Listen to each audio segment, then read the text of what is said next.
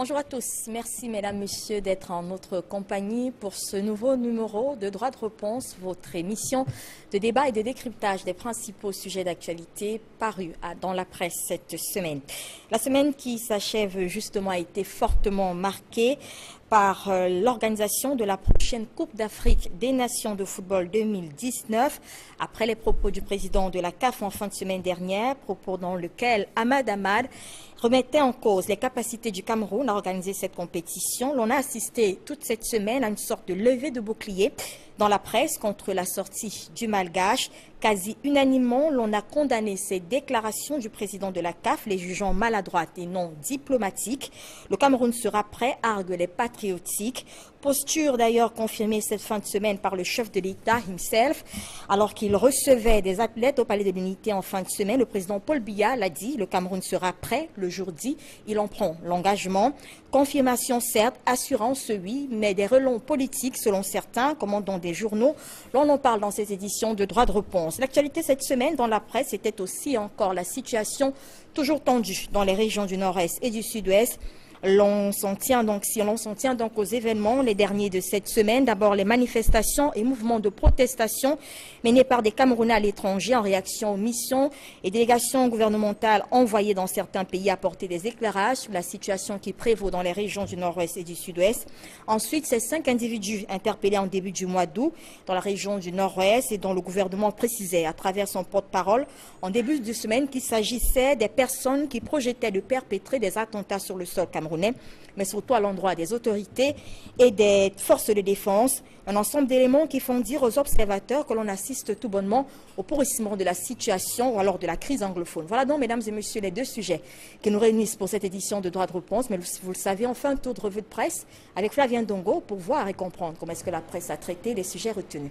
Bon dimanche à vous, Flavien. Bon dimanche, Albertine, et bon dimanche à tous les invités qui sont sur ce plateau. Merci. Alors, on commence donc par cette revue de presse. Déjà, la situation gérée par la CAF cette semaine dans la presse, puis nous parlerons bien sûr de la crise anglophone et tous les derniers événements y relatifs. Et comme vous le savez, cette semaine, donc, la presse n'a pas manqué de quoi fournir donc, à ses lecteurs, cette semaine qui s'achève. D'ailleurs, parlant du dossier de la CAN 2019, à la suite de la sortie du président de la Confédération africaine de football, qui a laissé entendre que le Cameroun, à ce jour, n'est pas prêt à donc, accueillir la compétition, la CAN 2019. Le journal Repère a titré que Ahmad Ahmad veut régler ses comptes à Issa Hayatou. Selon le rédacteur de l'article, le Malgache veut ainsi sceller prématurément le sort d'une nation qui pourtant a encore donc environ 2 ans pour se mettre à jour. Intrigué donc par cette façon de juger un pays, l'ex-président de la Confédération africaine de football n'est pas resté insensible. La nouvelle expression fait savoir que Issa Hayatou a rappelé à Ahmad Ahmad qu'il n'est pas obligé de faire ce qu'il a fait donc en 29 ans. Sans s'attaquer à Ahmad, Issa Hayatou a simplement fait le point sur les infrastructures sportives disponibles pour que le Cameroun a toutes les possibilités. Pour dire que le Cameroun a toutes les possibilités donc pour accueillir cette CAN 2019, dont dans les réactions recueillies par la nouvelle expression également, certains estiment que l'homme politique est très rigoureux et même rancunier, et pour d'autres donc le Cameroun devrait s'activer donc plutôt dans la construction des infrastructures afin d'éviter les sorties négatives comme celle du président de la Confédération africaine de football. Sur le sujet, le journal Info Matin révèle que Paul Biya a profité donc de la cérémonie organisé en l'honneur des athlètes médaillés des compétitions internationales pour confirmer l'organisation de la CAN 2019 par le Cameroun. Info Matin que Paul Biya précise que Paul Biya, en prenant notamment l'engagement au Palais de l'Unité, il a fait taire une fois pour toutes donc les spéculations quant aux capacités du Cameroun à accueillir le rendez-vous donc de 2019. Pour mutation, Paul Biya a rassuré les uns les autres sur l'organisation de la CAN par le Cameroun et en agitant donc sa victoire à la présidentielle de 2018. Ludovic Amara, qui fait d'ailleurs une autre lecture de la sortie de Paul Biya, révèle que la CAN sucre bien entendu la présidentielle 2018 au Cameroun. Albertine, vous voyez comment est-ce que la presse a traité en tout cas cette question de manière différente. Chaque organe est allé de sa sensibilité pour donner son avis sur la sortie notamment des uns des autres. D'abord, le président de la CAF actuel et l'ex-président aussi ainsi que le chef de l'État. Donc, autre sujet traité également par la presse et qui est en débat pour cette édition de droit de réponse concerne bien entendu la crise anglophone. D'ailleurs, Repère n'a pas mis donc à sa une le geste du président de la République qui a créé donc des missions pour aller s'expliquer devant les Camerounais de la diaspora. Mais en page 3 du journal, on découvre que le gouvernement a ouvert le front diplomatique, donc les États-Unis, l'Afrique du Sud et bien entendu la Belgique ont accueilli ces missions. Seulement, le journal Info Matin précise que les équipes rendues donc dans ces différents pays n'ont pas eu la paix. À Bruxelles, par exemple, Laurent Esso a finalement passé son message après avoir essuyé des actes de barbarie des membres du Code et autres regroupements de la diaspora qui pensent que la solution à la crise anglophone se trouve donc au pays à travers la libération des leaders anglophones interpellés depuis plusieurs mois aujourd'hui. Selon le journal, la même ambiance a été donc vécue aux États-Unis et en Afrique du Sud. Voilà également comment est-ce que la presse a traité de cette question avec tout ce qui s'est également passé au pays au courant donc de cette semaine qui s'achève. Merci Flavien Ndongo pour cette revue de presse et une fois encore bon dimanche à vous. Meilleur à vous. Mesdames, Messieurs, on découvre le panel qui nous accompagne pour cette édition de Droit de réponse. Nous avons l'honneur et le plaisir d'avoir ce dimanche Prosper Kouvando, bonjour et merci d'être sur notre plateau. Oui, bonjour à vous. Merci pour l'invitation. Merci aussi d'avoir levé certains doutes qui planaient dans mon esprit relativement à votre émission. C'est la toute première fois que je suis invité. Et je me demandais bien, poser la question, c'est de savoir, est-ce que je suis persona non grata pour cette émission de droit de réponse? Eh bien, vous m'avez invité, j'ai bravé plus de 1000 km pour me retrouver ici. J'espère que vos téléspectateurs, qui pour l'occasion sont aussi les miens, ne seront pas déçus de ma prestation. Merci à vous d'avoir accepté notre invitation et vous n'êtes pas du tout persona non grata.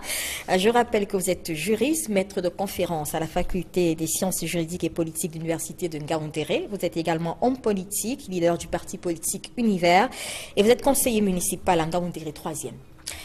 Joseph Antoine Bell, merci d'être sur notre plateau et bonjour à vous. Bonjour et merci de m'avoir invité. Et bonjour à tous les autres panélistes. Bonjour au professeur Kouvando qui a bravé 1000 km pour être avec nous. Mais c'est professeur. Alors vous êtes ancien footballeur professionnel, gardien de but, entre autres vainqueur de plusieurs compétitions internationales de football. Vous êtes également consultant sportif pour plusieurs chaînes internationales. Vous êtes chef traditionnel Bassa. Merci d'être sur notre plateau encore. Joseph Olinga, merci également d'être là ce dimanche. Bonjour Albertine et bonjour au panel. Bonjour évidemment aux téléspectateurs, à tous ceux qui nous regardent en ce moment. Merci d'avoir accepté notre invitation. Journaliste, grand reporter, en service au quotidien Le Messager. Vous êtes chef d'agence Ouest et Nord-Ouest de ce quotidien. Et puis Edmond Kamga, bon dimanche à vous. Bon dimanche Albertine, je salue tous les copanélistes, notamment ceux qui font leur baptême de feu, n'est-ce pas, dans cette émission. Ils sont les bienvenus. Je salue également et enfin les téléspectateurs fidèles de cette émission. Vous êtes notre consultant pour droit de réponse, journaliste en service donc, au quotidien La Nouvelle Expression. Vous êtes chef d'ex-politique et politique internationale. Absolument. Nous allons commencer directement ce débat. Nous le disions tout à l'heure, on a assisté toute cette semaine à une véritable levée de bouclier dans la presse, je le disais, à radio et télévision, après donc les propos du Malgache, président de la CAF, Ahmad Ahmad, qui avait en fin de semaine dernière évoqué une certaine incapacité du Cameroun à organiser la prochaine Coupe d'Afrique de football 2019, des propos très peu tolérés par bon nombre de Camerounais et qui ont estimé qu'on assistait à une sorte de cabale. On a également pensé que ces propos étaient peu diplomatiques. Le Cameroun peut, il sera prêt à arguer donc tous ces défenseurs patriotiques, très patriotiques d'ailleurs, une position confirmée donc en fin de semaine par le chef de l'État lui-même, qui a solennellement indiqué que le Cameroun sera prêt. D'ailleurs, le chef de l'État en a pris l'engagement. Edmond Kamga, deux temps forts dans la presse. D'abord, je le disais, cette levée de bouclier encore, juste après les propos d'Ahmad Ahmad toute la semaine, et l'on revient avec le président de la République qui fait lui-même la sortie jeudi, recevant donc les athlètes et qui annonce que le Cameroun sera prêt. Dans la presse, on pense que c'est une assurance, une confirmation, certes, mais l'on voit également un positionnement politique. Comment est-ce que vous avez analysé tout ce qui a été dit par la presse au sujet de cette CAN 2019 ?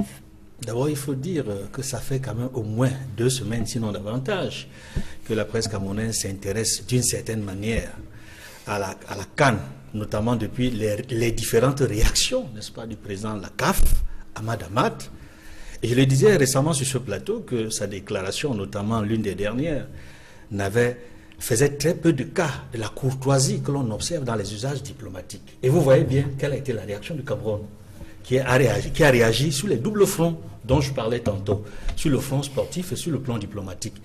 Et j'insisterai sur le deuxième aspect, le front diplomatique. On a vu notamment, n'est-ce pas, des chefs de mission diplomatiques de certains pays du Maghreb, notamment des pays qui sollicitent grandement cette CAN, être invités à s'expliquer au niveau du ministère des Relations extérieures. On a vu enfin le chef de l'État, qui est le chef de la diplomatie camerounaise, recevoir des athlètes, les honorer pour leurs prestations, mais en réalité, le prétexte, le contexte et la raison fondamentale, n'est-ce pas, de la sortie du chef de l'État auprès de ses jeunes compatriotes, c'était cette phrase-là. Le Cameroun sera prêt le jour dit. C'est-à-dire, en réalité, c'est la réaction du chef de la diplomatie camerounaise sur ce que j'appelle la polémique qui a été créée, nourrie, entretenue par le président de la CAF et les réactions qui s'en sont suivies dans la presse camerounaise, dans la presse internationale et même également dans les milieux diplomatiques. Et pour chuter, je dois dire tout simplement que le feuilleton, est-ce qu'on peut dire qu'il est clos? En partie seulement parce que la balle est dans le camp, non pas de la CAF, mais du Cameroun. C'est-à-dire qu'il faut maintenant justifier sur le terrain, se préparer, faire en sorte que les infrastructures sportives, routières et hôtelières soient véritablement prêtes le jour dit. Joseph Olinga, vous avez compris, vous, la posture de la presse camerounaise cette semaine qui, dans son ensemble, à quelques exceptions près, bien sûr, s'est levée pour dire non à cette déclaration, ces propos de Ahmad Ahmad, et qui a estimé qu'il avait peut-être dépassé les bornes, que c'était très peu diplomatique et que le Cameroun peut être prêt pour 2019, ce grand rendez-vous sportif. Non, je commencerai par préciser que je ne suis pas de cette presse camerounaise qui s'est levée pour condamner la sortie d'Ahmad Ahmad. Parce qu'au quotidien, je vais préciser peut-être que je viens droit d'une région qui est censée accueillir la Coupe d'Afrique des Nations 2019. Et lorsque je me lève le matin, je vois l'état des lieux de cette région. Lorsque je discute avec les autorités administratives, lorsque je discute avec ceux qui sont censés implémenter cette canne-là, en réalité, j'ai envie de dire, comme on dit en Camerounais, donner une accolade à Ahmad Ahmad, qui, comme un messie, est venu bousculer les gens et on se retrouve dans les déclarations. Je voudrais aussi dire que je ne vais pas partager ce patriotisme que je trouve ombragé, qui fait que tout le monde voit bien que ça ne marche pas, mais parce que c'est le voisin qui a osé le dire tout haut, on se jette sur lui. Mais dès qu'on a fini de le faire, sur le terrain, on voit bien qu'il n'y a pas de route. La dernière en date, c'est qu'en début de semaine, le gouverneur de la région de l'Ouest, par exemple, a invité toutes les autorités en charge de l'organisation de cette CAN, y compris les entreprises qui ont pris des marchés déjà pour organiser cette CAN. C'était une grande réunion publique dans les services du gouverneur. On s'est rendu compte que en réalité, rien n'est fait. Puis, il y a des gens qui avaient encaissé il y a de l'argent et qui sont introuvables à ce jour. Donc, dès qu'on est dans une posture comme celle-là, on a des crevasses dans toutes les rues, on a un stade qui a été homologué par la FIFA et donc qui n'est pas fini. Parce que lorsque vous entrez, par exemple, au stade omnisport de Bafoussam, vous allez constater que du fait qu'on n'a pas clôturé ce stade, il y a des endroits qui sont en train d'être creusés et on risque de se retrouver avec de nouveaux chantiers. Lorsque vous êtes à Bafoussam, vous voyez l'état des routes, vous comprenez que c'est difficile. Lorsque vous êtes à Bafoussam, il n'y a pas un hôtel. Je parle sous le contrôle de Joseph Antoine Bell qui est là. Je pense que les normes FIFA, pour une ville qui doit organiser une CAN, c'est des hôtels 3-4 étoiles, 4 étoiles tout au moins. Or, en ce moment, nous sommes l'hôtel le plus capé dans la région, dans la ville de Bafoussam, est un hôtel 2 étoiles. Donc, heureusement, c'est le délégué du tourisme lui-même qui l'a admis et Nous sommes, heureusement ça s'est passé la veille de la sortie du chef de l'État, nous en sommes à des vœux pieux, nous en sommes à des espoirs. Donc pour vous, vous ne partagez pas cet je optimisme de la presse, c'est un ce patriotisme, comme je l'ai dit, c'est un patriotisme ombragé. Très bien. Je veux Antoine Bell, votre position elle est un peu connue sur la question. Vous avez réagi dans plusieurs médias depuis le début de cette affaire, on va le dire ainsi, de cette déclaration. Vous pensez que le Cameroun devra être prêt pour cette compétition. Mais lorsque vous avez un tableau comme celui que vient de peindre justement Joseph Olinga, vous êtes toujours dans cette assurance-là? Ce que vient de dire Joseph Olinga n'est pas du tout en opposition avec le fait qu'on puisse tenir la compétition dans 22 mois. Je pense que c'est là que se situe le débat. Nous avons malheureusement deux débats qui sont parallèles, qui ne se croisent pas et qu'on veut croiser. Que le Cameroun n'ait pas à ce jour un hôtel 4 étoiles à Bafoussam n'empêche pas que l'hôtel 2 étoiles soit remonté, non pas juste en mettant 2 étoiles sur le fronton, mais en rehaussant les prestations de cet hôtel-là pour dans 2 ans. C'est ce qu'on a fait à Limbe, j'étais présent. Donc je voudrais dire que, en fait, en ce qui me concerne, j'avais déjà annoncé le 26 juillet que le Cameroun tiendrait bien son engagement d'organiser la compétition. Maintenant, ce qu'il y a à faire, le vrai débat, est né de ce que le président Hamad a mis pour la circonstance un costume qui n'était pas le sien. C'est-à-dire? Vous ne pouvez pas voir le président de la CAF vous annoncer avant le début de la compétition quelle équipe ne sera pas en finale. Même la moins bien classée, il ne s'autorisera jamais à dire que telle équipe, d'ailleurs là on joue les qualifications, le président de la CAF ne peut pas annoncer par avance que Djibouti ne sera jamais qualifié. Même si Djibouti n'a jamais participé à aucune phase finale, il ne peut pas le dire. Donc le président de la CAF est à la tête d'un exécutif qui devra dire à un moment donné qu'est-ce qu'on fait si le Cameroun n'est par exemple pas prêt. Donc il ne peut pas annoncer 22 mois, 23 mois avant que le Cameroun ne peut pas. Donc c'est cela qui a créé en réalité la polémique. Et en cela, tous les compatriotes qui ont réagi de manière épidermique ne peuvent pas être condamnés non plus, parce que ce que Joseph Olinga ne dit pas et fait semblant d'oublier, son père peut être un ivrogne, mais il n'acceptera jamais que le fils du voisin appelle son père ivrogne. C'est comme ça que nous avons été éduqués. Et donc, il n'est pas possible que quelqu'un d'autre dise ce que nous pouvons dire de nous-mêmes. Et donc, c'est cela qui a créé la polémique. Et c'est pour cela que le président Hamad lui-même s'est vite rendu compte que ses propos avaient été un peu loin et que, précisément, les Camerounais, parce que les propos étaient choquants, les Camerounais ont oublié la petite formule de prudence que M. Hamad avait mise et qui a toute son importance. Il a dit au jour d'aujourd'hui, or au jour d'aujourd'hui, il n'y a pas de CAN. Au jour d'aujourd'hui, il n'y a aucun match. Au jour d'aujourd'hui, il n'y a aucun arbitre de désigné. Au jour d'aujourd'hui, il n'y a aucune équipe qualifiée.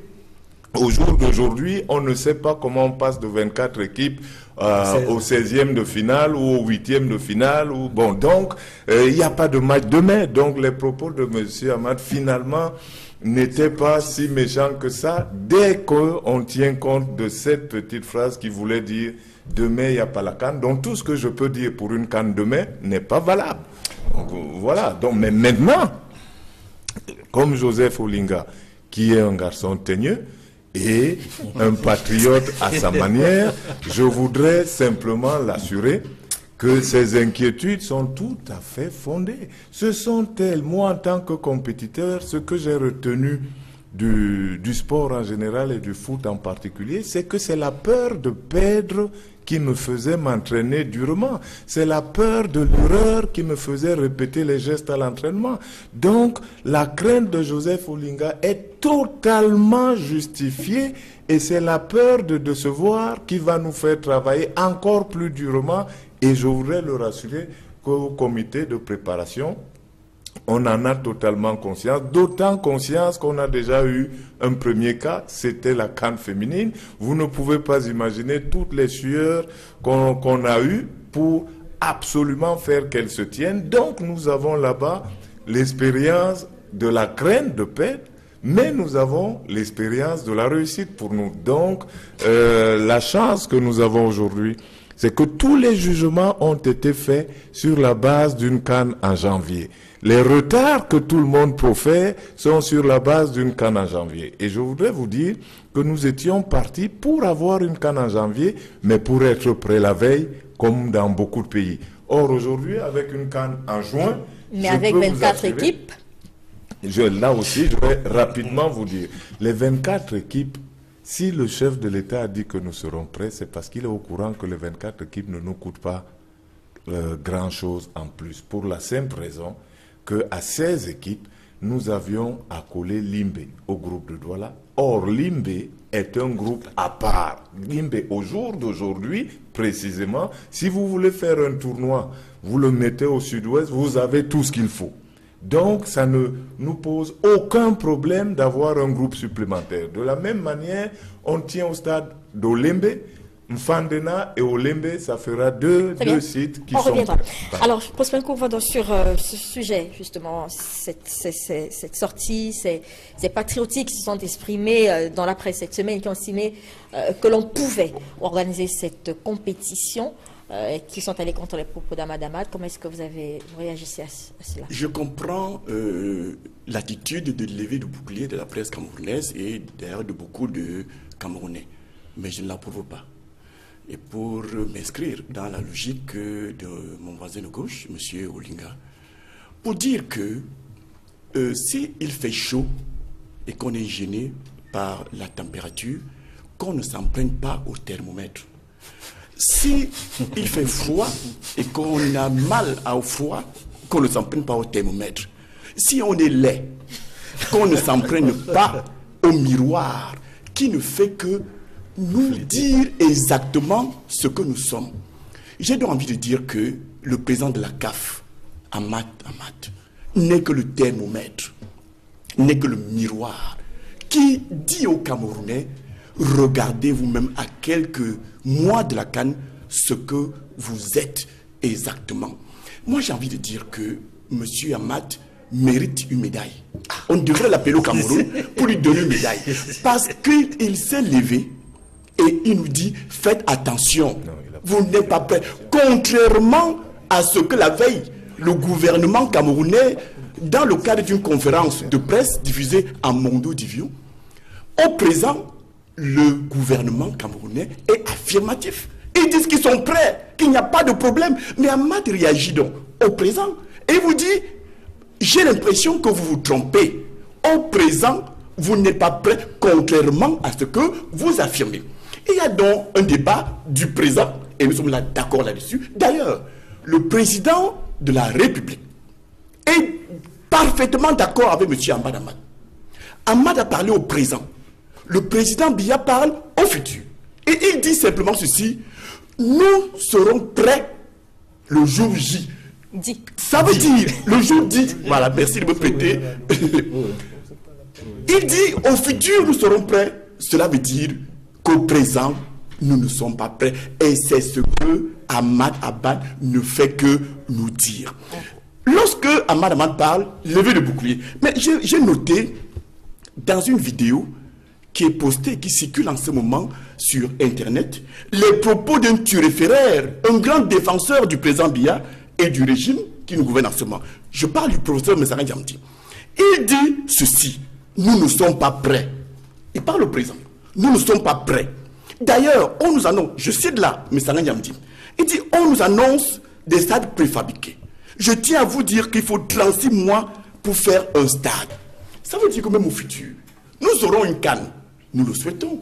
Mais de quelle CAN va-t-il s'agir? Lorsqu'on est dans la logique du bricole au présent, on aura bien évidemment le bricole dans le futur. Mais Sanga Nyamdim dit, vous dites que vous voulez organiser la CAN. Où est l'eau? Où est l'électricité? Où sont les hôtels? Où sont les hôpitaux? Je cite M. Sanga Nyamdim. Et il dit, sincèrement, il faut laisser tomber cette histoire de CAN. Et là, je ne suis pas d'accord avec lui. Parce que nous sommes engagés dans ce cas et nous devons l'organiser. Mais ce que je tiens quand même à dire, c'est que si j'étais au pouvoir, je ne le suis pas encore, et j'espère que je le serai un jour, j'y serai un jour, je ne me serai jamais engagé à demander l'organisation d'une CAN alors que je n'ai pas d'infrastructure. Faut-il dire que ce n'est pas l'occasion d'une CAN qu'on construit des stades? Ce n'est pas l'occasion d'une CAN qu'on construit les hôtels. Un pays normal a ses infrastructures longtemps avant. Depuis 35 ans que ce régime met en place, le régime Libya. Combien de stades avons-nous construit? Devons-nous attendre, aller d'abord solliciter l'organisation du CAN pour commencer à construire des stades? Lorsque, madame, vous devez organiser votre anniversaire, ce n'est pas ce jour-là que vous construisez votre maison. Ce n'est pas ce jour-là que vous mettez les meubles chez vous. Vous avez déjà une maison. Vous avez déjà des meubles. Vous avez déjà tout ce qu'il faut pour l'organisation de votre fête. Ce n'est pas à ce moment-là qu'on commence à se préparer. Le Cameroun va mal et c'est ce qu'Ahmad est en train de nous rappeler. J'étais surpris. Je suis arrivé à Douala, vous m'avez invité. Et j'ai fait le tour de la ville. Je croyais que, à la suite de ce que je considérais comme appel d'Ahmad, le Cameroun allait se mettre au travail. Mais rien n'est fait. Par contre, je vois partout dans la ville de Douala, ce que j'ai vu, des écriteaux partout, de la publicité. La publicité, pas de la CAN, mais des propos de Paul Biya. On dit, nous serons prêts. Est-ce qu'il est question d'annoncer que nous serons prêts? Il s'agit de se mettre d'ores et déjà au travail pour relever le défi, pour que nous organisions une bonne CAN, pas une mauvaise CAN comme l'annonce déjà M. Sanga Nyamdim. Et il a tout à fait raison. Alors, Edmond Camille, est-ce que justement, on pourrait considérer que les propos d'Ahmad Ahmad ont servi comme une sorte d'électrochoc, il faut le dire, depuis cette déclaration? Ça bouge partout du côté des autorités. On a des réunions d'évaluation à l'Ouest, on a des gens qui sortent tous les jours pour expliquer comment ça va se passer.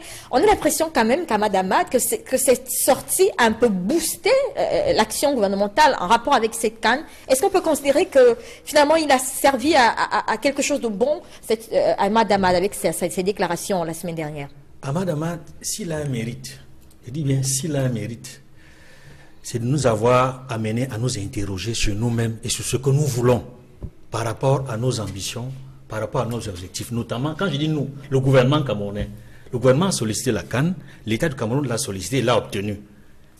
Et pendant qu'il se bat pour respecter le premier cahier de charges, parce qu'il y a ce débat-là qui n'est pas encore terminé. Le premier cahier de charges, c'est sur cette base-là que le Cameroun a obtenu la CAN.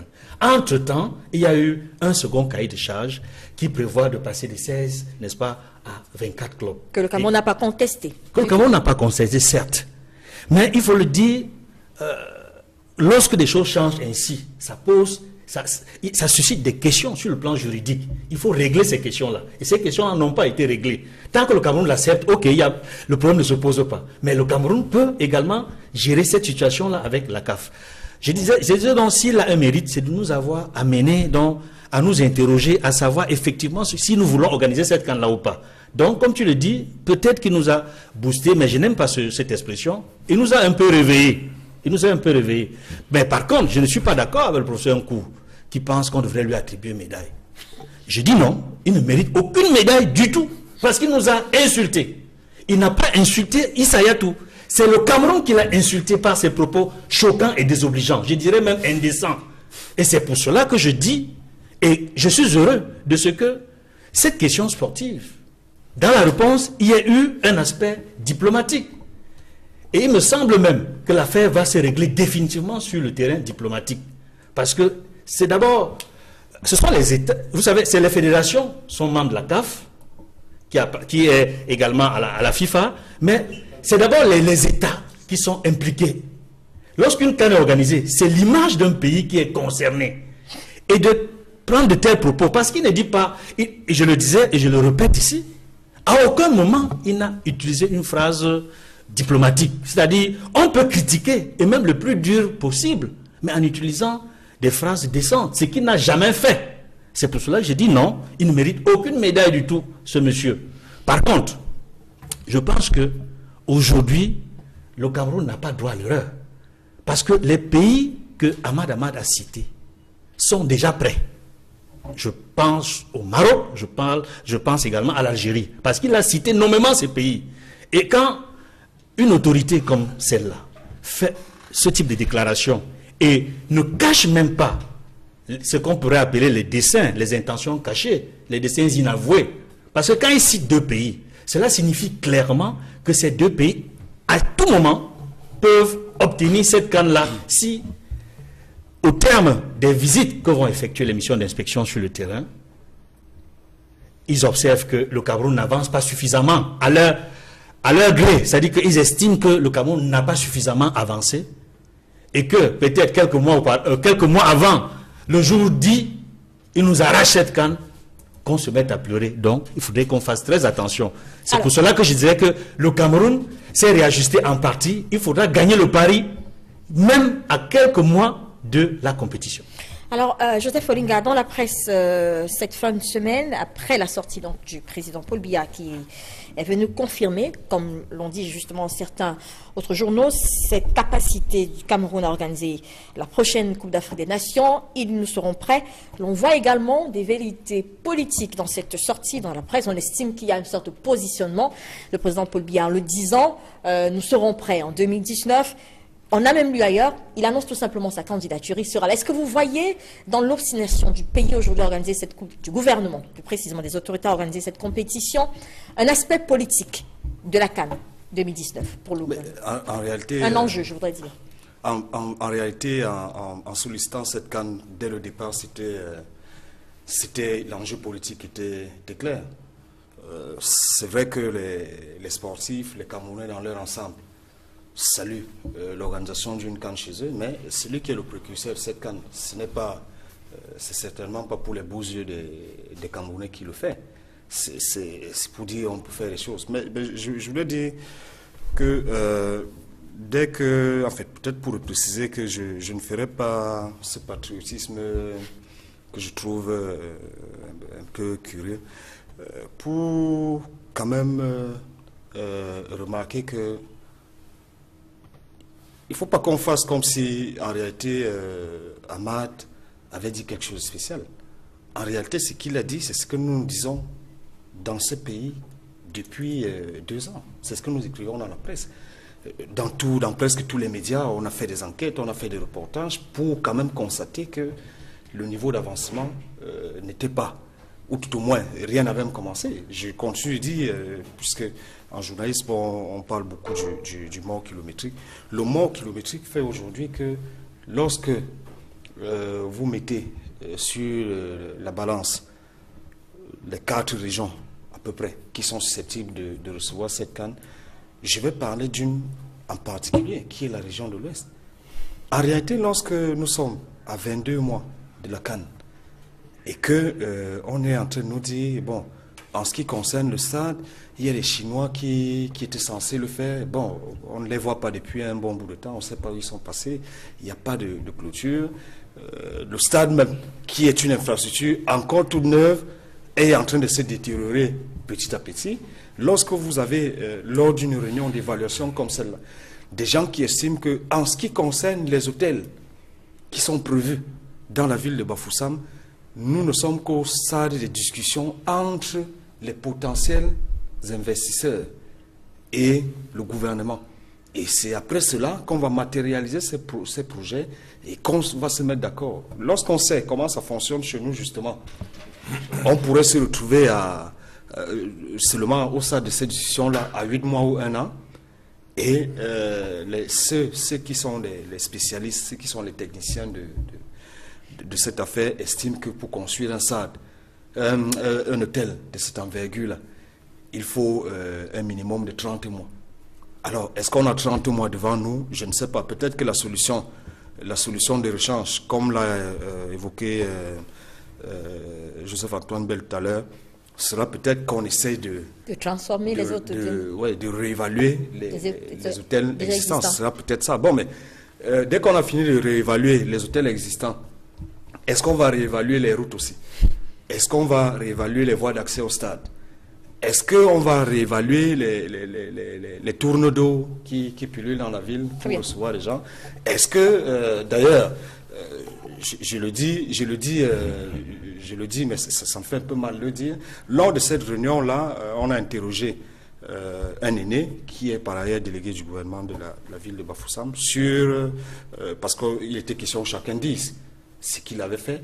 Et le délégué du gouvernement, que je cite ici, peut-être qu'il me regarde, il pourra dire si je me trompe, ou ce qui était dans cette réunion, a dit que ce qu'il est en train de faire, c'est de recycler les motos-taxis. Bon, alors, est-ce que c'est les motos-taxis qui vont transporter les étrangers qui sont censés venir à Bafoussam pour aller au stade? Je ne sais pas. Est-ce que ce n'est pas une raison, peut-être que j'extrapole un peu en pensant comme ça, est-ce que ce n'est pas une façon de nous dire, bon, vraiment, préparez-vous, il n'y aura pas de moyens de locomotion appropriés pour les étrangers? Je ne comprends pas. Est-ce que c'est il y a tellement de choses comme ça. C'est vrai que je vois l'attitude presque rassurante de Joseph Antoine Bell, mais je dis, j'aimerais que Jojo vienne, parce qu'il est à Douala. À Douala, il y a quand même un certain nombre de choses. À Limbe, il y a un certain nombre de choses. Mais j'aimerais que Jojo vienne à Bafoussam. Faire un tour. Et qu'il fasse preuve de tant d'assurance. D'assurance, c'est inquiétant. Alors, Joseph-Antoine Bell, quoi qu'on dise, le défi, il est grand. Même si l'on semble nous rassurer, que vous nous rassurez ici, comme que nos autorités, on va le relever. Mais la question qu'on pose aujourd'hui, c'est pourquoi le Cameroun semble aussi attaché à cette Coupe d'Afrique des Nations. Pourquoi on a l'impression que c'est une chasse gardée? On ne veut même pas... D'ailleurs, vous l'avez dit dans une sortie, ce serait grave si on retirait cette compétition au Cameroun. Pourquoi on est si attaché? Pourquoi le gouvernement, les autorités semblent attachées à cette compétition? Est-ce parce que justement cette compétition va servir de trophée dans les prochains défis, les échéances électorales qui arrivent? Pourquoi on est si attaché à la CAN? Certains observateurs ont estimé qu'avec tous les défis qu'il y a dans le pays aujourd'hui, avec un pays qui est sous réajustement structurel, avec un pays qui a autant de défis, on aurait pu se passer de la CAN. Pourquoi, selon vous, la CAN est-elle aujourd'hui aussi... on n'a pas besoin de se détacher du tout de cette compétition? Ceux qui se posent cette question sont à plaindre. Vraiment, ceux qui se posent cette question sont à plaindre. Vous avez déjà été aux États-Unis? Il y a plus de 30 millions de pauvres dans la rue. Mais ils vont à la Lune, ils vont à Mars, ils vont... Donc vraiment, ceux qui se posent ce genre de questions, c'est comme nous dire que comme il y a des malades au Cameroun, tous ceux qui sont bien portants ne doivent plus vivre. La CAN fait partie de la vie. Elle a été attribuée au Cameroun et le Cameroun doit tenir simplement cet engagement-là. Commencer à dire il ne faut pas faire la CAN parce qu'il y a tel autre sujet, on a attendu d'avoir la CAN pour ne pas faire le reste. J'entends dire des choses qui sont de vraies sottises. J'ai été à la CAN chez les autres. Vous savez où se trouve Ségou? Vous savez où se trouve Sikasso? Où se trouve Lubango? Vous savez où se trouve Bébéyin ou Mongomo? Donc, de commencer à parler comme ça. Vous n'avez pas encore vu sur les bensikines des gens qui n'ont pas notre couleur de peau? Dans nos villes? Alors, non, c'est pas, je suis juste en train de dire que les bensikines ne sont pas... Vous nous confirmez que ça avait les bensikines qu'on va gérer la canne à... Que jamais un dirigeant de la CAF ne sera sur un bensikin. Que jamais une équipe de foot ne sera sur un bensikin. Que le Racing de Bafoussam, quand il va jouer, il n'est pas sur un bensikin. Que les arbitres, quand ils vont arbitrer le match du Racing, ne sont pas sur un bensikin. Ah ben ça c'est vous qui le dites. Donc il faudrait c'est vous qui le dites, Edouard. Je pense que nous, comme je disais en entrée, nous mélangeons tout. Quand on prend les propos de Messanga Nyamding, qui n'est pas professeur de génie civil, qui affirme qu'il faut 36 mois. Moi, j'ai vu tous les dossiers des sociétés qui veulent ou qui ont eu la charge de construire les stades, il n'y en a aucune qui proposait 36 mois. Mais M. Sanga Nyamding, parce qu'il est professeur, il vous dit qu'il faut 36 mois et on y croit. M. Sanga Nyamding a dit aussi ce que le professeur Nkuvondo ne dit pas, que la Côte d'Ivoire qui a la Coupe d'Afrique de 2021 est déjà prête, tous ces stades sont prêts. Je vous demande, allez demander à M. Sanga Nyamding quel est le nom de la ville de Côte d'Ivoire qui a ces stades prêts. Qu'il nous donne. Donc nous sommes comme ça, autodestructeurs à souhait, et nous mélangeons tout. Moi, je me suis extasié devant le complexe de King Télé à Brazzaville, qui a été construit en 8 mois. Tout le monde l'a vanté. Tout le monde. Parce que c'est au Congo. On l'a vanté. Moi-même, je l'ai vanté. Quand j'arrive chez moi, je dis que nous, on ne peut rien, qu'on a plein de problèmes, qu'il n'y a pas que ça. Si on écoute cela, on ne fait plus rien d'autre que de s'occuper des malheurs. Pensons à la vie. Donc, je vous répète que arrêtons de dire que on ne peut pas. Arrêtons de dire qu'on ne peut pas demain parce que la CAN n'est pas demain. La CAN est en 2019, que nous avons le temps. Que, encore une fois, je voudrais dire que les propos de M. Hamad ont réveillé le citoyen camerounais, mais pas les responsables. Parce que moi, je participe aux réunions, je connais nos inquiétudes, je sais tout ce que nous nous disons, je sais qu'on ne se fait pas de cadeaux et qu'on veut absolument avancer. On sait là où quel retard on a, à quel endroit, où est-ce qu'il faut un plan B, comment on l'a prévu. Et je voudrais rappeler que s'agissant des infrastructures, je ne suis pas candidat à la présidence de la République. Je pensais voter pour Prosper Nkuvondo le jour où il serait candidat, mais je viens de retirer mon vote. Parce que si le professeur Nkuvondo trouve que quand on dit que le Cameroun est incompétent, que lui souscrit à cela et qu'il ne se défend pas, ça veut dire qu'il ne nous défendra pas beaucoup. Et je voudrais aussi dire que en tant qu'homme politique, il aurait dû se souvenir que les grandes ambitions, les grandes réalisations étaient longtemps avant l'attribution de la CAN. Que la réhabilitation des infrastructures sportives au Cameroun était à l'ordre du jour du temps du ministre Edjoa. C'était longtemps avant l'attribution de la CAN. Donc, personnellement, je n'ai jamais supporté ceux qui disent que la CAN nous apporte des infrastructures, parce que je pense que nous en avons. Non, pas que nous en avons, qu'on en a besoin avant la CAN et qu'on aura besoin après la CAN. Et donc, on avait commencé à faire tout cela, on avait commencé. Mais je voudrais aussi dire une chose, s'il vous plaît, Albertine. Il y a quelque chose qui sous-tend les propos de ceux qui sont pessimistes. C'est le fait des détournements. En disant que nous allons tenir la CAN, je n'ai pas garanti que des gens ne vont pas, des petits margoulins ne vont pas profiter de la CAN. Mais il ne faut pas que notre rejet des malversations nous pousse à dire qu'il ne faut pas de CAN du tout. Non, non. Après, vous avez parlé. Merci. Je voulais réagir au propos de mon frère ami José-Antoine Bell. Potentiel électeur aussi. Oui, et qui dit qu'il ne votera pas pour Nkuvondo à l'élection présidentielle. C'est vrai. Parce qu'il n'est pas encore candidat. Il ne votera jamais pour Nkuvondo en 2018 parce que Nkuvondo ne sera pas candidat. Il votera pour le candidat du parti Univers. Mais pour revenir au sujet qui est le nôtre, et je regarde un tout petit peu la question. Pourquoi est-ce qu'on tient à organiser la CAN? Mais moi, je pose la question autrement. Pourquoi cette précipitation dans l'organisation de la CAN? Et j'ai dit tout à l'heure que si j'étais... Précipitation. Si j'étais aux affaires, je me serais arrangé à ce que les stades soient construits, qu'il y ait de l'eau, de l'électricité, qu'il y ait des hôtels. J'inviterais mes compatriotes à tout faire pour que nous vivions, nous-mêmes d'abord, dans un pays bien, pour que les étrangers qui viendront pour la CAN vivent aussi dans un pays bien. Mais cette précipitation s'explique sur le plan politique et sur le plan de la malgouvernance. Cette précipitation, On tient à tout prix à organiser parce que, aujourd'hui, avant 2018, préparer pour que l'élection, pour que la CAN se tienne en 2018. Parce qu'on se dit, même si le président de la République actuelle est réélu en 2018, au regard de l'âge qu'il est, l'horizon est incertain. Il faut donc vite faire.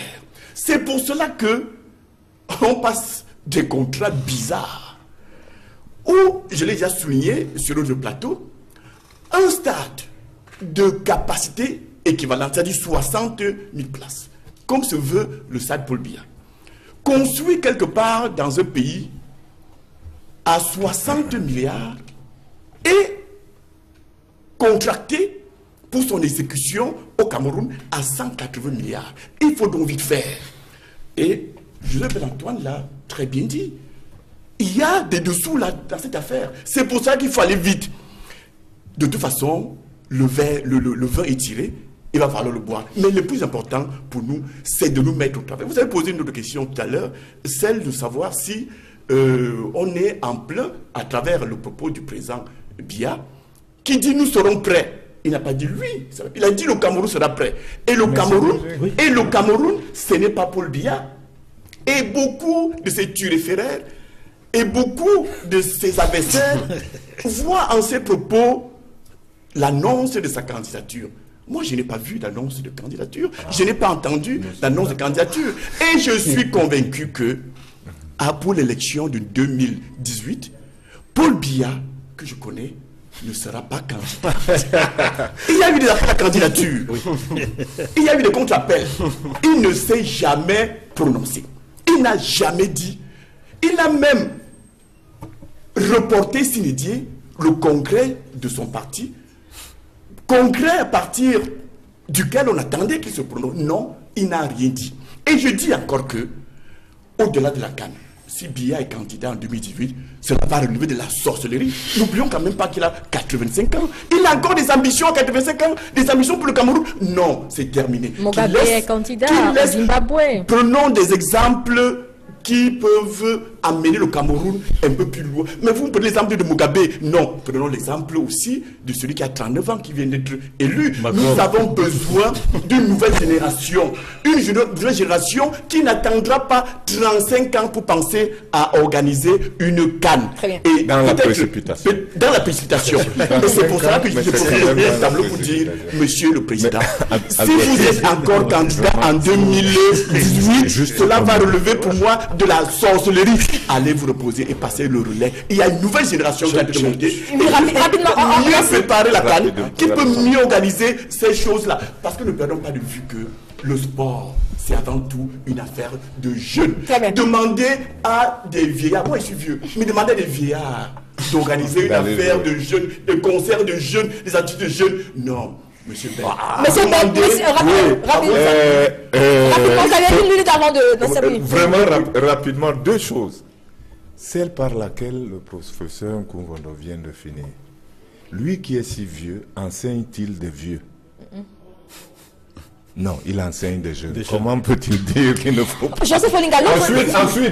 Ensuite, on nous dit qu'il faut avoir les stades avant de demander l'organisation. Le Qatar, avec toute sa richesse, est en train de construire les stades pour la Coupe du Monde. Il en rajoute. Il y en avait déjà, M. Bell. Nous aussi, on en avait. La Russie, pour sa Coupe du Monde, est en train de construire. La France, pour la Coupe du Monde, a construit le stade de France.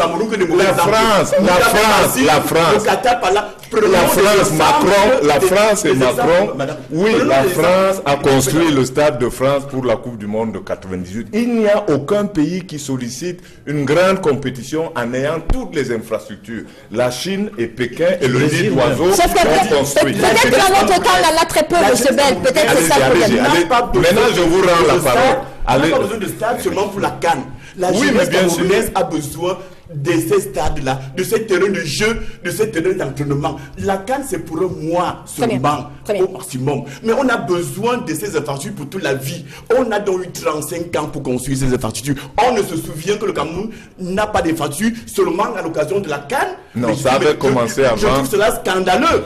Et à 2 ans d'organisation de la CAN, on est encore en train de parler en termes de futur. Je dis qu'il y a là les signes bien visible d'une malgouvernance, c'est-à-dire qui est capable de prévoir en se disant j'organiserai une CAN dans 15 ans, dans 10 ans, il faut déjà que je prépare ma jeunesse, il faut que je prépare mon pays à vivre dans un pays, dans un cadre où il y a des infrastructures.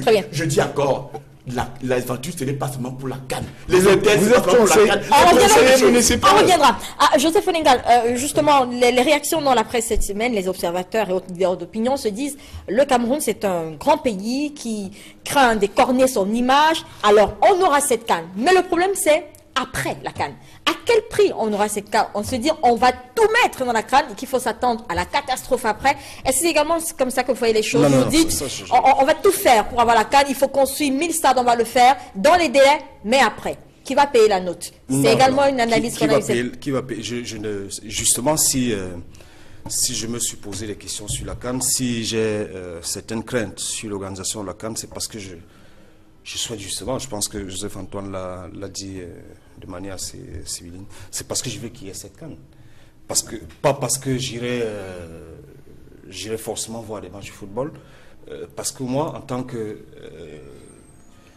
citoyen camerounais, je sais qu'il y a des effets induits.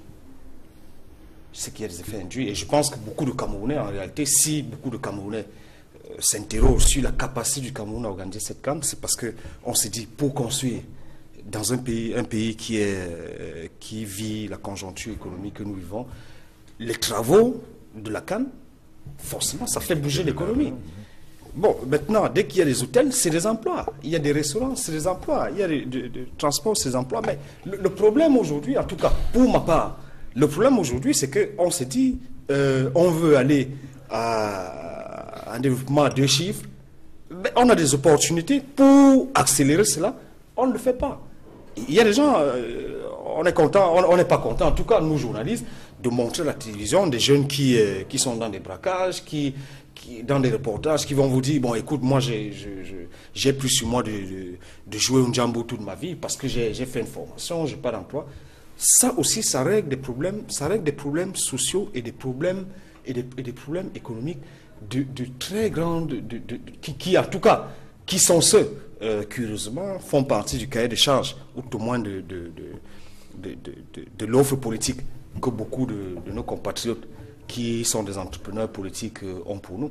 Bon, mais maintenant, il y a un problème qui se pose, c'est-à-dire qu'en discutant avec certains spécialistes de l'économie et en tout cas du fonctionnement de ceux qui nous dirigent, on a peur qu'au fur et à mesure que nous prenons du retard, qu'au dernier moment, des gens vont chercher à accélérer les travaux et dans cette accélération, des gens vont en profiter pour s'en mettre plein les poches, parce que ça c'est un autre calcul, c'est ce qu'on ne dit pas aux gens de manière...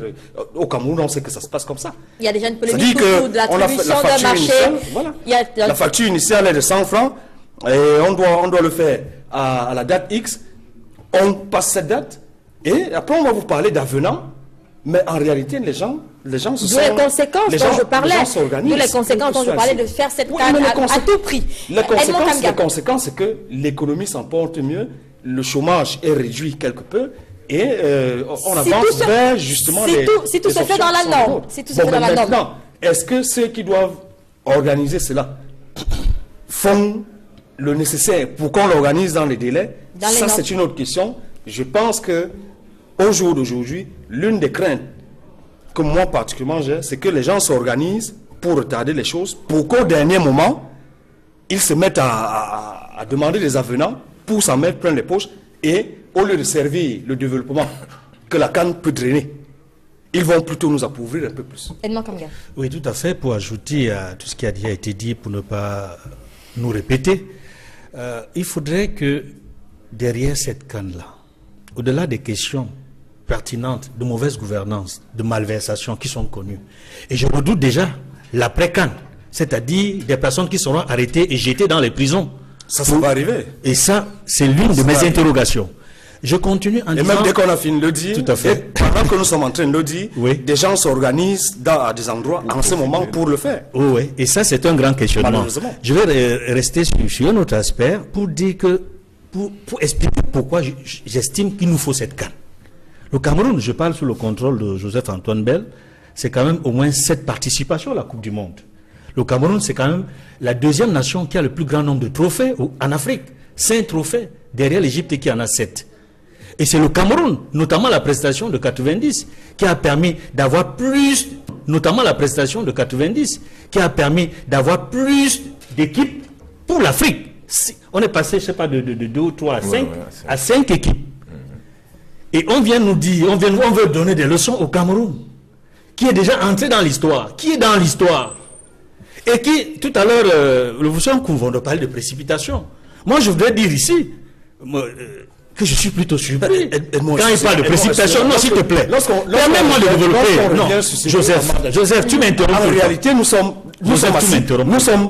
4 sur le plateau. Tu m'interromps tout le temps. À quel moment est-ce que ce que Ahmad a dit, ou qu'est-ce qui est faux dans tout ce qu'il a dit? Tu permets que je développe. C'est Ahmad qui l'a dit. Le Cameroun, ce qu'il a dit, avec ce statut-là, en Afrique et dans le monde, en matière de football. Et vous savez, le Cameroun n'aurait pas organisé. Écoutez, non. Parce que le Cameroun a 5 Coupes d'Afrique. S'il te plaît, Joseph. Coupe du monde, on ne peut pas critiquer le Alors, je te laisse la parole. Alors que nous, de l'intérieur, nous voyons bien comment ça se passe. Edmond, comme la parole, allez-y, Edmond. Soyons sérieux. Vous avez la parole. Le Cameroun aurait pu organiser plusieurs CAN. Pas une seule, en 35 ans. On en a eu une en 72. Et le chef de l'État, en 35 ans, il n'a pratiquement... C'est la seule qu'il demande pour le Cameroun. Il aurait pu en demander plusieurs. Si vous permettez, Edmond, je suis d'accord. Je suis d'accord que vous évoquiez ça. Pourquoi, en 35 ans, il n'y a donc pas eu de Coupe d'Afrique? C'est la question qu'on pourrait poser. Il n'y a pas eu de Coupe d'Afrique, justement, parce que, malheureusement, les gens nous disent quelles sont les priorités. Les gens, nous sommes tous d'accord. Au Cameroun, nous fonctionnons comme ça. Nous fonctionnons dans les discours. Nous sommes tous d'accord. Bon, vraiment, nous allons atteindre l'émergence en 2035, comme ça s'est dit. Et il n'y a aucun Camerounais qui est contre cela. Mais le débat n'est toujours lorsqu'il s'agit d'implémenter ces affaires. Les actions. Parce que dès qu'on le dit, il y a une vue générale, il y a une vue d'ensemble. Mais en réalité, on se rend toujours compte que c'est des intérêts particuliers qui l'emportent toujours sur la vue d'ensemble que nous partageons nous tous. Edmond. Et en cela, je continue de dire que moi, Camerounais, à moins que vous me refusiez ce droit-là aujourd'hui, moi, en tant que Camerounais, je suis de ceux qui sont d'accord avec Ahmad. Et je suis de ceux qui pensent que, en réalité, il n'y a rien de faux ou d'insultant dans tout ce qu'il a dit. Parce que ce que Ahmad a dit, c'est ce que nous disons sur les plateaux tous les dimanches. Ce n'est pas parce qu'il s'appelle Ahmad que nous allons lui refuser de faire cette critique. Je voudrais tout simplement dire que s'il y a précipitation quelque part, c'est la déclaration d'Ahmad. Il n'aurait jamais dû faire de telles déclarations, alors que la première visite d'inspection n'est pas encore descendue sur le terrain. Il n'y a pas de route, il n'y a pas de salle, il n'y a pas de tel. Il a menti. Est-ce qu'il a menti? Très bien. Non, mais il n'est jamais venu au Cameroun. Qu'il n'y a pas de route. La première équipe d'inspection n'est même pas encore arrivée. Ce sont des déclarations précipitées. Reconnaissez-le point. Vous qui êtes au Cameroun, vous pouvez opposer à Ahmad qu'il y a des stades qui sont prêts, qu'il y a des routes qui sont prêtes. Joseph Antoine Bell, est-ce que ce sera le délai de la compétition?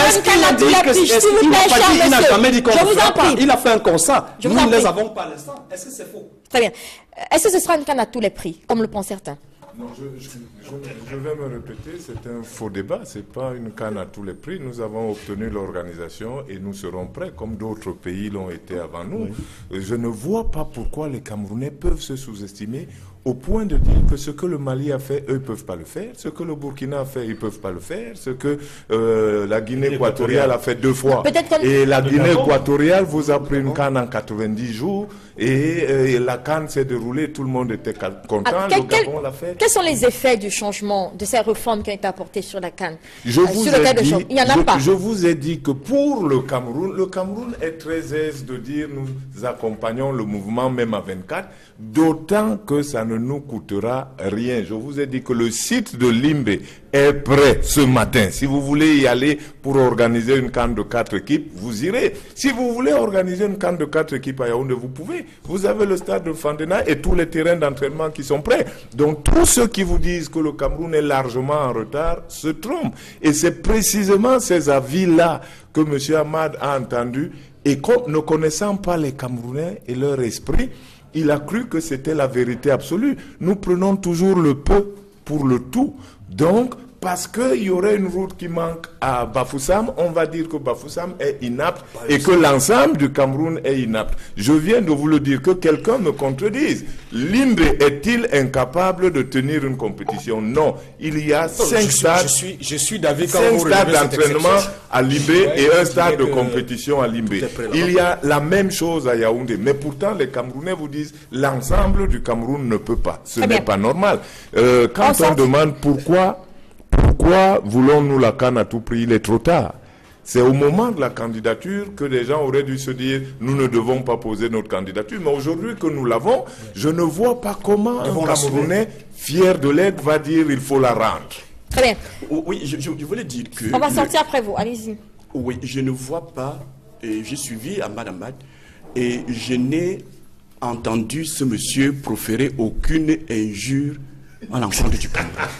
Il a dit que, en l'état actuel, aucun site ne peut abriter au Cameroun une poule avec 4 équipes. Oui. Allons-y. Le stade de Paul Biya, on ne peut même pas jouer un match de ping-pong.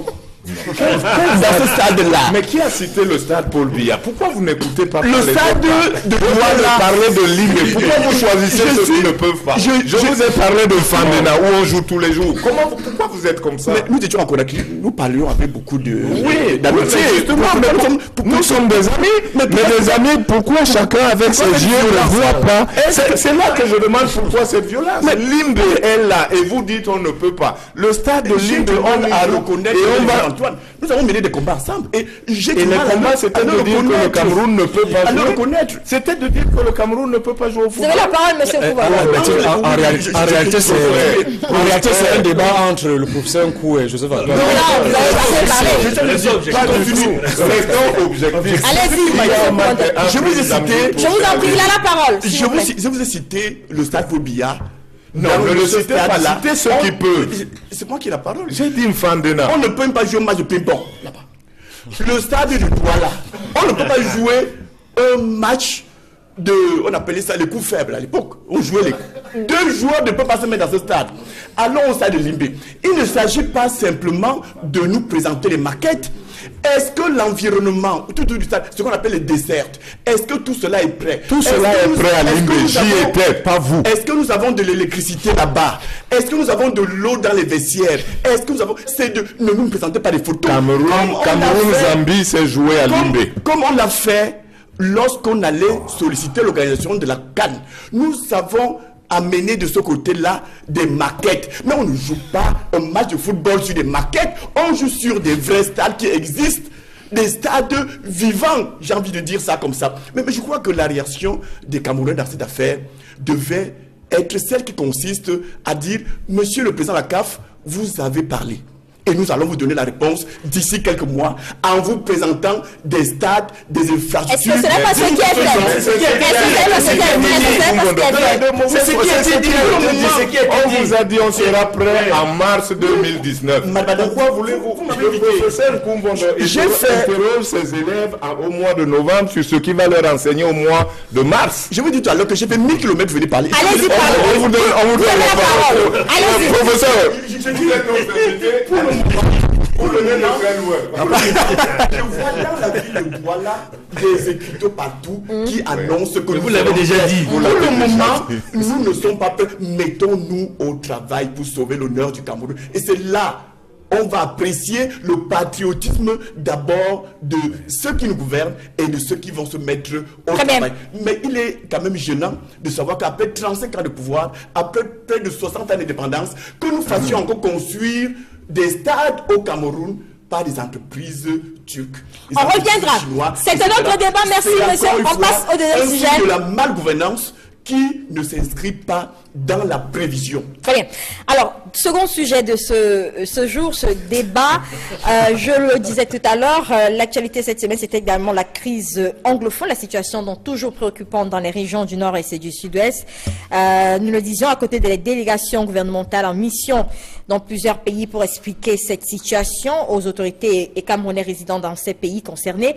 Il y a eu cette semaine le gouvernement qui a apporté des précisions sur l'arrestation de 5 individus dans la région du Nord-Ouest, arrêtés depuis le 3 août dernier. Ces individus sont présentés comme des activistes sécessionnistes qui préparaient des attentats sur le sol camerounais à l'endroit des forces de défense, mais également des autorités.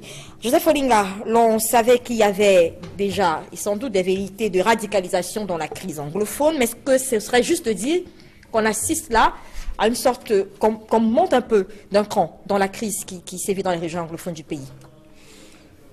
En réalité, vous me voyez embarrassé parce que sur cette question, j'ai un avis soit un peu que les gens trouvent anticonformiste. Mais je pense que c'est des choses qui arrivent lorsque on refuse de discuter, lorsqu'on refuse de s'asseoir autour d'une table. C'est des choses qui arrivent lorsque votre interlocuteur a le sentiment que vous le prenez de haut et qu'il ne compte en rien. J'ai souvent, je disais avec un collègue du professeur Nkoumvondo une fois, qui estimait que on pourrait me faire un procès pour apologie de beaucoup de choses. Mais je dis que il faut posons-nous souvent les bonnes questions. Posons-nous les bonnes questions, et je suis de ceux qui pensent que la meilleure façon d'éviter des crises, c'est souvent d'écouter tout le monde. Pas forcément pour donner à chacun ce qu'il veut exactement, mais aboutir à des consensus. Lorsque, même à la maison, lorsque vous avez votre bambin et il a le sentiment que vous lui imposez tout le temps, que vous ne prenez jamais en compte ce qu'il a dit, malgré le fait que vous soyez le père à la maison, que vous soyez que ce soit vous qui engagez toutes les dépenses, il lui arrive à un moment de se révolter. Donc vous pensez que les événements de cette fin de semaine, en ce qui concerne la crise anglophone, je ne suis pas d'accord. Ça, a priori, il faut le dire. Je ne suis pas d'accord avec la radicalisation, mais je pense que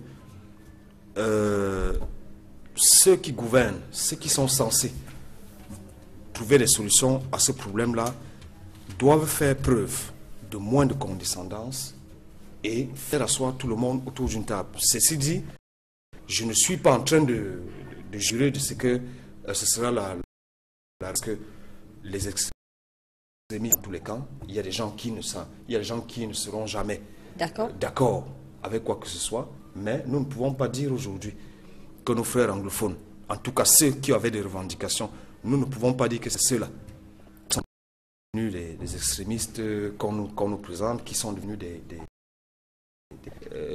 kamikazes qui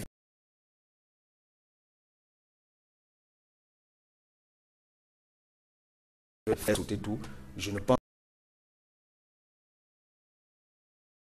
et là c'est beaucoup de facilité, et la conséquence malheureusement risque d'être de donner un sein blanc à l'extrémisme comme seul moyen d'expression dans ce que nous vivons en ce moment. Elman Kamia, sur la question précise de ces personnes interpellées dans la région du Nord-Est, avant d'en revenir aux protestations qu'il y a eu à l'extérieur du pays, on a eu beaucoup de leaders d'opinion qui ont estimé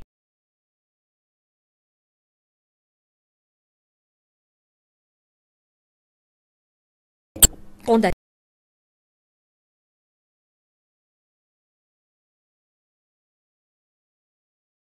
certaines actions. Comment est-ce que vous avez perçu ces précisions apportées par le gouvernement, notamment sur ces personnes interpellées cette semaine, interpellées depuis le début du mois dans la Nord-Ouest? Si les faits sont avérés, c'est-à-dire que les explosifs qu'on a découverts, les personnes qu'on a arrêtées, si effectivement ce sont des terroristes, il faudra vraiment se poser beaucoup de questions. Mais je ne voudrais pas rentrer sur le fond de cette question-là, parce qu'il y a des autorités compétentes qui s'en chargent en ce moment. Je voudrais insister sur un aspect qu'a évoqué, n'est-ce pas, Joseph Olinga, c'est la nécessité du dialogue dans la crise anglophone. Parce que j'observe que beaucoup de personnes, beaucoup de personnalités qui étaient au départ très modérées dans la résolution de la crise comme solution au règlement de la crise anglophone, se sont radicalisés. Beaucoup se sont radicalisés à partir du moment où les leaders anglophones ont été arrêtés et sont actuellement jugés. Ça a prêté le flanc à ce que pensent la plupart des extrémistes. Parce que dans le SCNC et dans d'autres structures, dans des mouvements radicaux anglophones au Cameroun, beaucoup estiment qu'il ne faut même pas dialoguer avec le gouvernement de la République. Alors, en arrêtant les plus modérés d'entre eux, on leur donne les raisons sont des gars modérés. dans ces sillages. Ça donne raison aux extrémistes. Et c'est en cela que c'est dangereux. Il est urgent aujourd'hui, pour éviter ce type de personnes qu'on a interpellées. Peut-être qu'il y en a encore d'autres, mais qu'on n'a pas encore pu identifier. Il faut ouvrir rapidement un dialogue national. Il est important. Si c'est possible, même avant la rentrée scolaire prochaine. Parce qu'on ne sait pas dans quelles conditions va se dérouler la rentrée scolaire dans le nord-ouest et le sud-ouest. Mais s'il y a un geste fort. Peut-être, je voulais juste ajouter à ce que vous dites que cette situation, peut-être que le parallèle n'est pas exact. Cette situation est celle que nous pouvons vivre aussi dans la région septentrionale. Et si nous ne prenons garde, on risque de se retrouver dans cette situation-là à l'est du Cameroun aussi. C'est-à-dire qu'on ne pose pas les bonnes questions. Pourquoi est-ce que les gens deviennent comme ça? Nous avons vu à l'extrême nord, il y a une époque où c'était des coupeurs de route qui s'aimaient le trouble et tout. On leur a opposé la solution militaire. Ça, c'était répréhensible. Mais que sont donc devenus ces coupeurs de route? N'est-ce pas aujourd'hui, est-ce qu'on ne peut pas faire un parallèle en pensant que ces bons vieux coupeurs de route sont montés d'un cran du fait de la pauvreté ambiante qui règne dans ces régions-là et ont cédé à la facilité des offres que leur font les extrémistes et sont devenus extrémistes aujourd'hui. Parce qu'il ne s'agit pas, lorsqu'on parle d'extrémistes, de Boko Haram et autres, les gens ont le sentiment que c'est des gens qui viennent d'ailleurs, qui viennent se faire exploser. C'est des Camerounais. L'urgence aujourd'hui est au moins à deux choses. D'abord, de libérer les leaders anglophones. Parce que ce sont eux qu'il faut inviter au dialogue. C'est eux les interlocuteurs. Ce sont les interlocuteurs légitimes parce qu'ils sont consensuels. Ils sont issus d'un consensus. C'est pour cela qu'il y avait le consortium qui a été malheureusement interdit. J'estime et je pense, quand j'observe cette crise, que ces leaders anglophones ont encore beaucoup à apporter. Regardez ce qui s'est passé à Bruxelles, en Afrique du Sud et à Washington. Je peux vous dire que si ces leaders n'avaient pas été arrêtés, si on leur avait donné l'occasion de poursuivre le dialogue, on n'aurait pas assisté à ce type d'action. Sauf qu'on a vu quand même des images assez fortes, Joseph-Antoine Bell, de ces personnes qui enlèvent des drapeaux dans des ambassades, qui les brûlent et qui érigent des drapeaux d'un certaine Ambazonie, un certain pays qui devrait représenter le nord-ouest Cameroun. Qu'est-ce qui peut justifier de tels actes? On a eu quand même des délégations qui sont allées, peut-être, dans une certaine mesure, dialoguer. Comment on peut comprendre ces genres de choses? Je suis très surpris parce que j'ai l'impression qu'il y a dialogue et dialogue. Moi, je vois des gens qui viennent justement pour parler et je vois des réponses violentes de gens qui ne veulent pas parler du tout. Qui ne viennent pas pour parler, qui viennent empêcher qu'on parle. Je crois que la violence est l'arme de ceux qui n'ont pas d'argument. Je crois que dans cette situation-là, je ne sais pas pour les autres, ils sont plus jeunes que moi, mais moi, j'ai été élevé à la défense du drapeau national, de telle sorte que même en jouant au football, tous les spectateurs vous parlent de la défense du drapeau national. Or, qu'est-ce qu'on voit? On voit des gens qui nous agressent parce que nous nous reconnaissons dans ce drapeau et toute attaque contre ce drapeau est une agression contre nous. Donc je ne vois pas comment on peut tolérer des gens qui nous agressent. Si nous sommes des frères, nous avons donc le même drapeau. Donc nous pouvons revendiquer précisément en portant le drapeau, non pas en humiliant le drapeau, non pas en le déchirant, en le piétinant et ainsi de suite. Il y a des choses qui sont inacceptables pour tous les pays.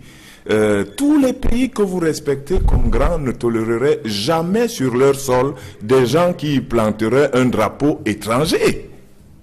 Personne ne peut accepter que dans une ambassade qui représente le territoire national, qu'il y ait des gens qui soient rentrés avec évidemment le passeport national pour se déclarer étranger une fois à l'intérieur. Ce sont des choses inacceptables. Donc, nous ne pouvons pas... Moi, j'ai malheureusement la déformation du sportif et du footballeur. Quand un arbitre vous surprend en train de donner un coup de pied, il vous expulse d'abord, il ne se demande pas ce qu'on vous a fait avant. Donc, je pense que tous ceux qui posent ces actes qu'on voit sont à condamner sans ambages.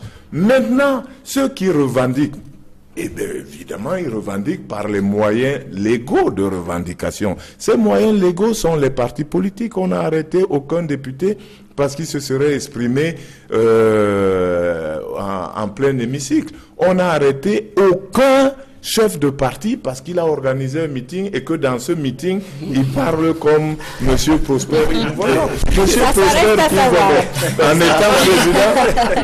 Monsieur Nkoumvondo, en étant président d'un parti, reste quand même enseignant d'université sans que personne ne l'inquiète, j'espère. On peut vous citer d'autres cas. On peut vous citer d'autres cas. Oui, d'autres. Mais non, attention. Le fait qu'on soit le chef d'un parti ou enseignant d'université ne vous procure pas d'immunité par rapport à la loi. Donc si vous enfreignez la loi par ailleurs, c'est logique que la rigueur de la loi vous soit opposée. Donc il faudrait que nous ne mélangions pas tout. Je voudrais dire pour finir que nos frères anglophones doivent se dire qu'il n'y a pas que les frères anglophones. J'ai entendu quelqu'un dire que les anglophones se battent parce qu'ils veulent la liberté d'être président. Je crois qu'il n'y a aucun texte au Cameroun qui interdit un anglophone d'être président. Le texte dit simplement que si un francophone est président, il faudrait que un anglophone soit à tel autre poste. Donc, si un anglophone est président, il faudrait qu'un francophone soit à tel autre poste. C'est tout. Donc, il n'y a aucun texte qui limite l'expression des anglophones. Mais, encore une fois, je vais finir par là, il y a quelque chose que nous a légué la colonisation qu'on appelle l'équilibre ethnique. Je dois dire ici officiellement, vraiment très, très librement, que je ne crois pas à cela. C'est pas une solution. Si les anglophones veulent devenir présidents, c'est précisément en étant plus anglophones. C'est-à-dire, ne soyons ni francophones ni anglophones, soyons des gens compétents qui revendiquent qu'on leur accorde ce qu'on a. Voilà, sauf que justement, maintenant que c'est dit, les anglophones, puisqu'il y en a, dans une zone bien déterminée, estiment qu'ils ont été piqués au vif. Ils estiment justement, comme le disait Joseph Olinga, qu'ils ne sont pas écoutés, qu'on a arrêté des leaders sans raison valable. Ils estiment qu'ils ont aujourd'hui le droit de revendiquer comme ils peuvent, d'essayer de faire tout pour se faire entendre. Est-ce qu'on ne peut pas également penser que c'est le pourrissement, c'est la radicalisation arrive parce qu'il n'y a justement pas eu un véritable dialogue à ce jour? Oui, vous avez parlé de pourrissement. On en est véritablement là. Et je tiens à dire à mon ami et frère Jean-Antoine Bell que je suis l'exemple vivant de ceux qu'on arrête parce qu'ils veulent simplement s'exprimer. En 1983, je suis au lycée. Je passe une semaine incarcéré quelque part parce que j'avais voulu m'exprimer. Je suis devenu enseignant d'université malgré tout ça. Et j'ai été arrêté à Oudja parce que je voulais parler à des journalistes.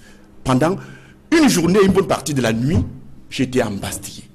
Alors que je parle dans les amphithéâtres.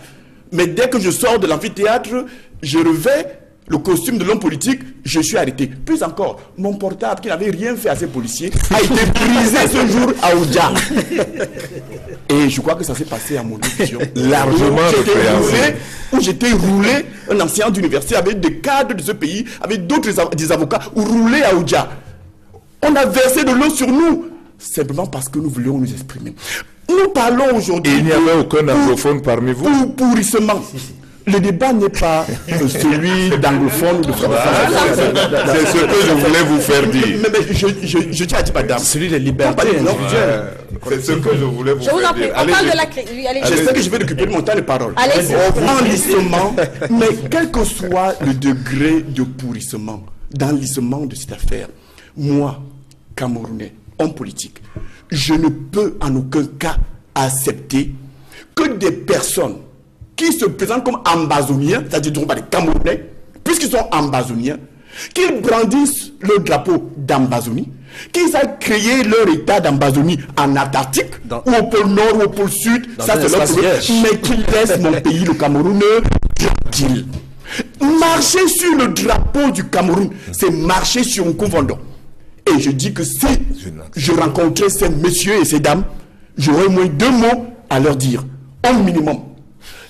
Ils sont libres de s'en aller. Ils sont libres de créer l'État, mais marcher sur le drapeau du Cameroun. Prendre d'assaut l'ambassade de mon pays, le Cameroun. Descendre le drapeau de mon pays, ça veut dire une négation du Cameroun.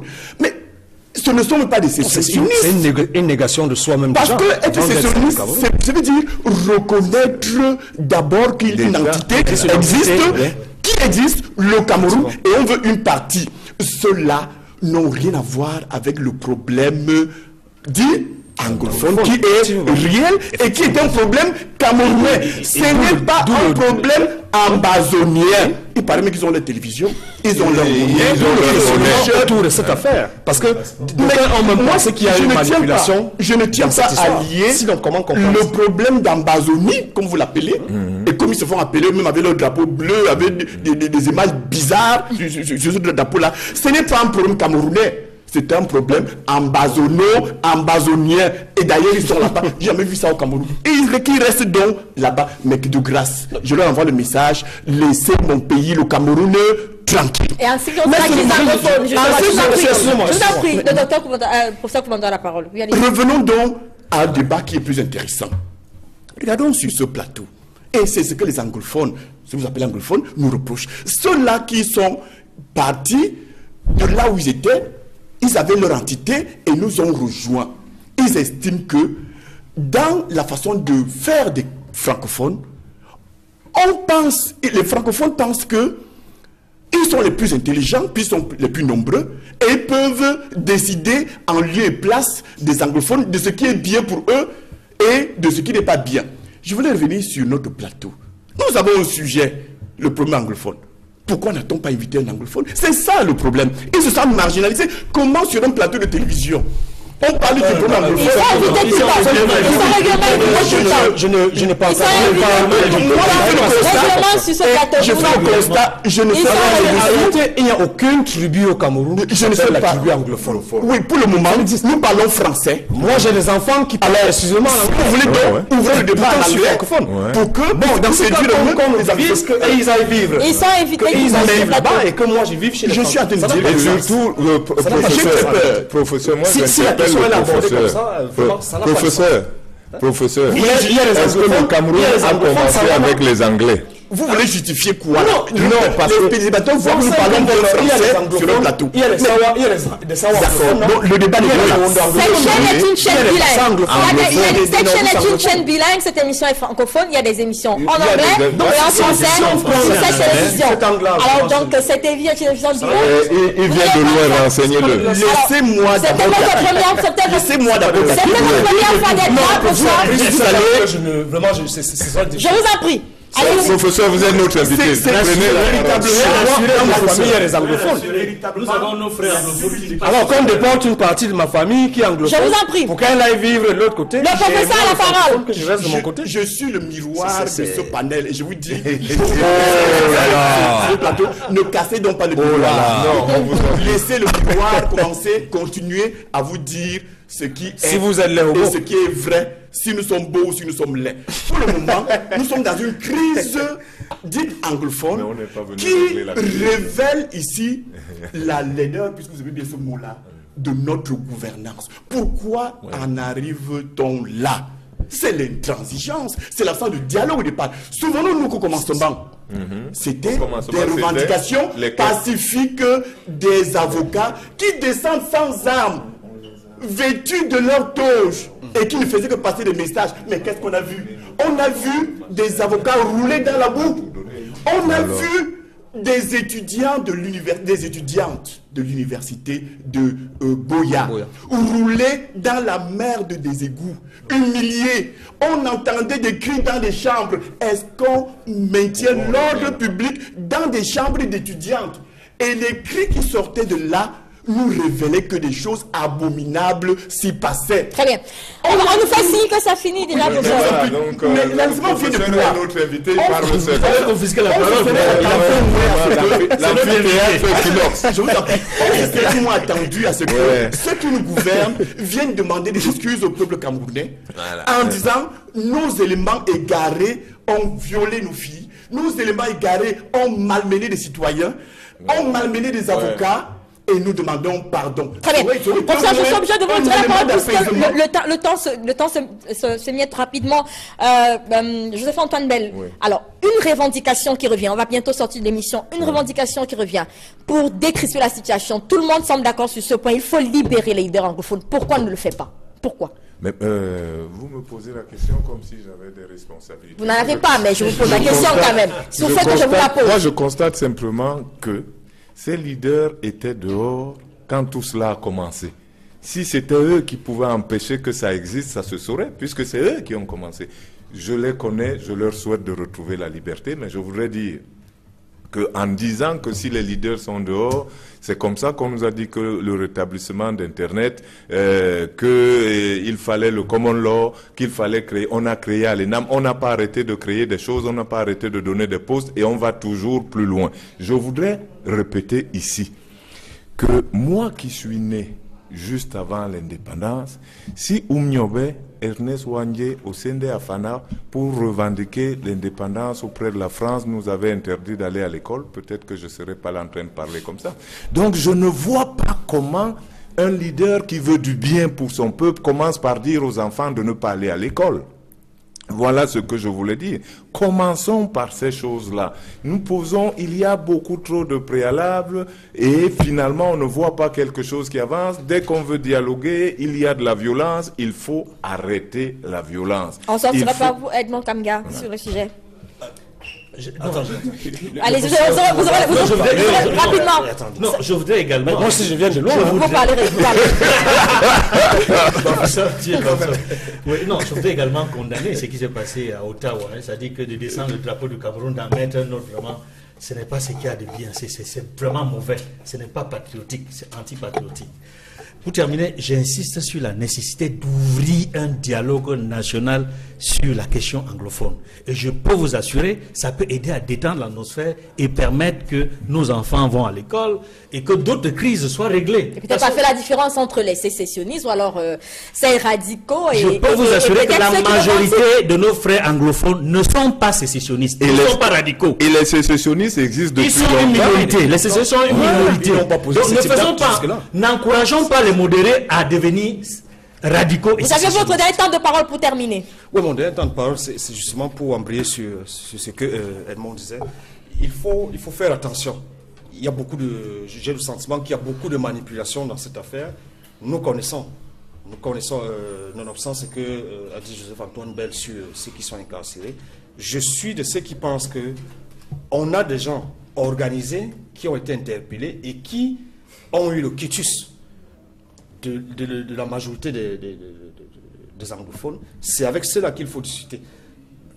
Dès qu'on a fini de le dire, il faut avoir peur que dans cette situation, que des gens s'organisent pour créer ce type d'activité et tuer justement le dialogue. Et tuer le dialogue, qui est nécessaire pour qu'on avance. Parce que si on n'avance pas justement, ceux-là qui aujourd'hui sont considérés comme des modérés et qui veulent discuter, risquent de se retrouver dans une situation où ils vont pencher vers l'extrémisme aussi. Rapporteur Kumboda, je vous en prie.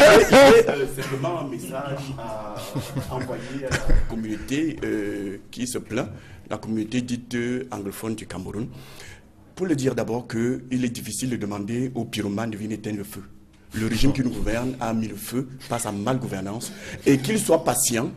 2018 arrive et le professeur nous arrive. Allons arriver, mon groupe et moi arriverons au pouvoir et nous allons résoudre ce problème. Comité anglophone, soyez donc patient. Mais en attendant, c'est la fin de cette édition d'Ordre de Pensée, monsieur. Merci d'être venu. Joseph Olinga, professeur Kouvondo, Joseph-Antoine Bell et à vous Edmond Kamga, à tous les téléspectateurs qui nous ont accompagnés ce dimanche, à l'équipe technique. Bon dimanche à tous.